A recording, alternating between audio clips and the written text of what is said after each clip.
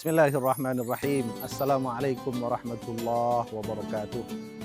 Alhamdulillah wassalatu wassalamu ala Rasulillah wa ala alihi wa sahbihi wa mawalah. Bapak dan Ibu, anak-anak kami siswa SMA, SMP, SD. Alhamdulillah Bapak dan Ibu serta anak-anak kami siswa-siswi Yayasan Pendidikan Islam Mutiara di mana saja berada, puji syukur kehadirat Allah Subhanahu wa taala atas nikmat yang masih diberikannya kepada kita. Sholawat dan salam kepada baginda Rasulullah sallallahu alaihi wasallam. Alhamdulillah. Baik, hadirin wal hadirat rahimakumullah, pada kesempatan yang berbahagia ini insyaallah kita akan berbicara atau saya akan menjawab beberapa pertanyaan. 5 pertanyaan menarik berkaitan dengan bulan suci Ramadan.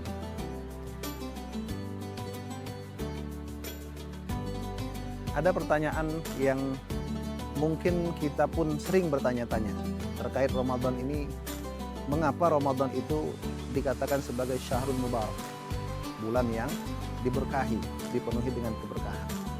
Nah, untuk menjawab pertanyaan ini, maka kita akan ditarik kembali untuk mentadaburi hadis-hadis Rasulullah Shallallahu Alaihi Wasallam yang terkait dengan bulan Ramadan, di mana Ramadan itu adalah bulan pengampunan, bulan pembebasan dari api neraka, dan bulan dilipat gandakannya pahala bagi orang yang melakukan kebaikan.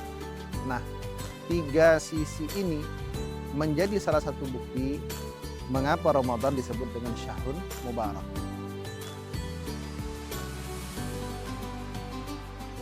Untuk menjawab pertanyaan ini, maka setidaknya hadirin wal hadirat ada 2 hal yang harus kita persiapkan, kita pahami. Yang pertama, persiapkan diri sebelum masuk ke dalam Ramadan. Mengapa? Di dalam satu ayat Al-Qur'anul Karim, Allah Subhanahu wa taala berfirman, "Walau aradul khuruja la a'addu lahu 'uddah." Jadi kalau seandainya orang-orang munafik itu, kata Allah, berkeinginan, berniat untuk keluar berperang bersama Nabi pada perang Tabuk, la a'addu lahu 'uddah, maka mereka betul-betul akan mempersiapkan persiapan.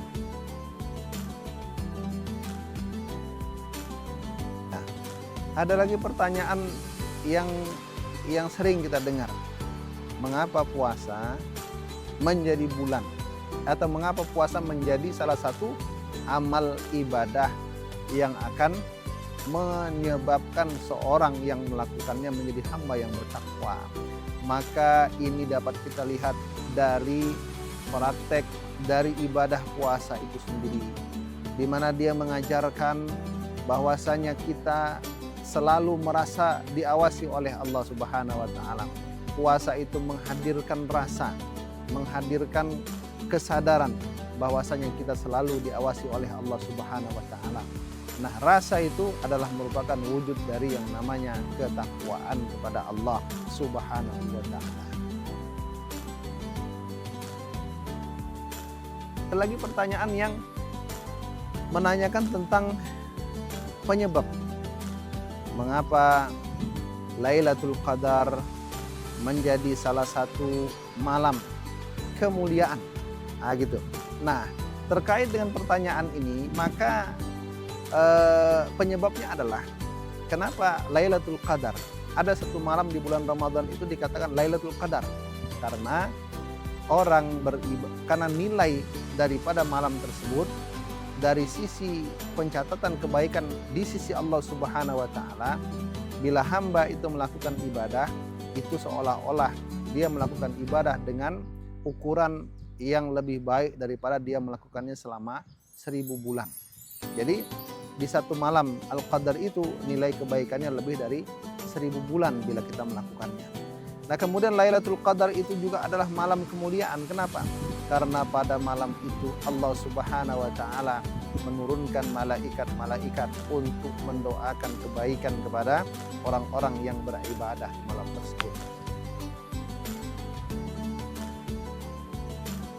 Ya, ini mungkin pertanyaan kelima berkaitan dengan Ramadan yang selalu datang setiap tahun, tapi masih ada juga orang atau masih kita dapati orang-orang yang tidak berubah padahal Ramadan telah lewat dan berlalu.